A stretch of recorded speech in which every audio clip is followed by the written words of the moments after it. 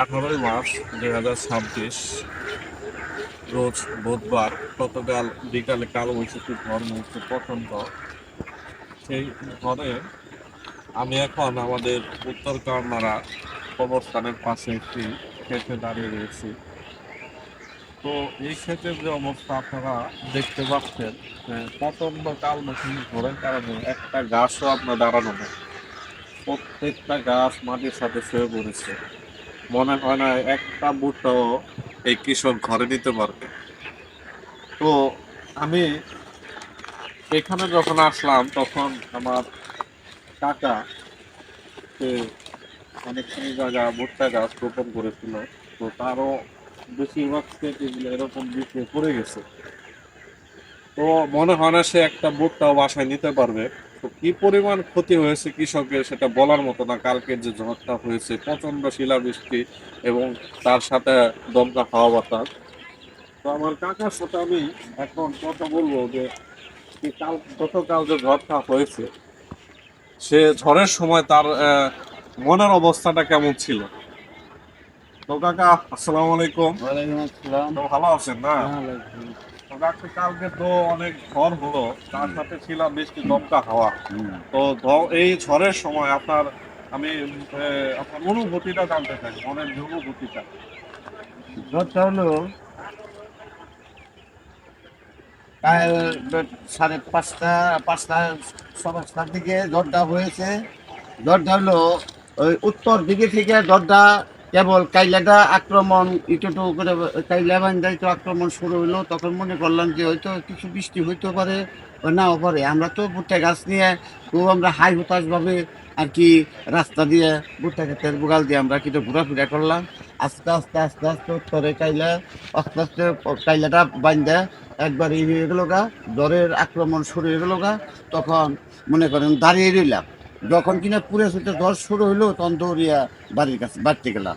আর সে দেখলাম আধা ঘন্টার ভিতরে এই সমস্ত ভুট্টা গাছ ধরিতে একবারে শিলাবৃষ্টি ঝড় এই কালবৈশাখী এমন একটা ঝড় হয়েছে তাই সেটা বলার মতো না। গাছ ডালডুল ভেঙে গেছে। আর ভুট্টার যে ক্ষতিটা হয়েছে জনগণের বা আমরা গৃহস্থ আমাদের যে ক্ষতি হয়েছে, আমাদের না এই এলাকার উত্তরখান্ড এলাকার সরকার মিলি যে ক্ষতিটা হয়েছে সেটা বেপরিমাণ ক্ষতি হয়েছে। মোটামুটি এই শতকরা মোটামুটি আমাদের ওই শতকরা ওই 20%ও নেওয়ার মতো মনে হয় যে ভুট্টা হবে না। আচ্ছা 70-20% কাকা, হবে। এই যে এইবার যে ভুট্টা মোটামুটি কতটুকু জায়গা ভুট্টা রোপণ করেছিলেন? আমি ভুট্টা বুনেছিলাম হলো এই 1 একর জায়গা আমি ভুট্টা বুনেছি 100 বছর। তো এই যে সব ক্ষেত্রে কি আপনার এরকম মানে বিছানার মতো হ্যাঁ সব হ্যাঁ, ভুট্টা শুয়ে এরকম পড়ছে? এরকম বিছানার মতো পড়াই জমি হয়েছে হঠাৎ দুই ডেকটা এই দুই ডেকটা জমি আর কি। তো ওই সাপা বান্ধার মতো একটু আছে, যেটা আছে ওটা একটু কম বেশি হবে। কিন্তু আমাদের যে এই যে দেখতেছেন যে এরকম ভাবে যে আমার 1 একর জমি, আমার জমিটা অতিরিক্ত ক্ষতিটা বেশি হয়ে গেছিল। এটা হওয়ার কোনো সম্ভাবনা নাই। এখন যা আছে আমাদের তো আর বাড়িতে গরু নাই যে কাইতে নিয়ে আমরা গরুকে খাওয়াবো। অহং যাদের গরু আছে তারা যদি দয়া করে যদি কিছু পয়সা দিয়ে যদি হয়তো কিনা নাই নিব, না নিলে তো এমনি মরে যাবো গা, তাকে ভিডিও না কি করবো।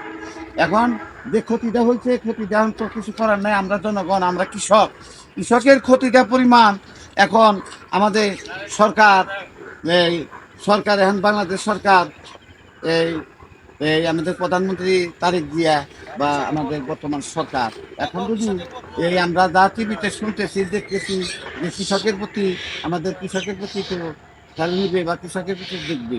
যে দরটা হচ্ছে দরটা কিন্তু এটা আল্লাহর তরফ থেকে হইছে। এটা কিন্তু সরকারও করে নাই, পাবলিকও করে নাই। কারণ সরকার আমাদের ক্ষতিটা হয়েছে এটা যদি সরকার দেখা এই দেখা এদিন তো খেয়াল রাখি যে সরকার আমাদের একটু চায় আমরা জানি পরে এই চাষাবাদ জানি ভালোভাবে আমরা এই কৃষকেরা যেন চাষাবাদ একটু ভালোভাবে করতে পারি।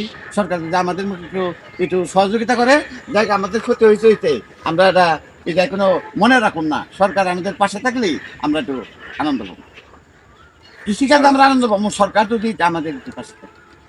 তো কাকার ইচ্ছা হচ্ছে যে আসলে একদম কৃষকের যে পরিমাণ ক্ষতি হয়েছে, সে ক্ষতি আসলে পুষিয়ে নেওয়ার মতো না। তো বর্তমান সরকার যদি এই যে এই ক্ষতির কিছুটা অংশ যদি একটু কিছুটা ক্ষতি মানে যদি পাশে থাকে পাশে থাকে তাহলে তাহলে আমরা হচ্ছে বুঝতে পারি। আমার মনে হয় কৃষকরা একটু আর কি এই ক্ষতিটা পুষিয়ে নিতে পারবে। তো আমার হচ্ছে বর্তমান সরকারের প্রতি দৃষ্টি আকর্ষণ রইলো।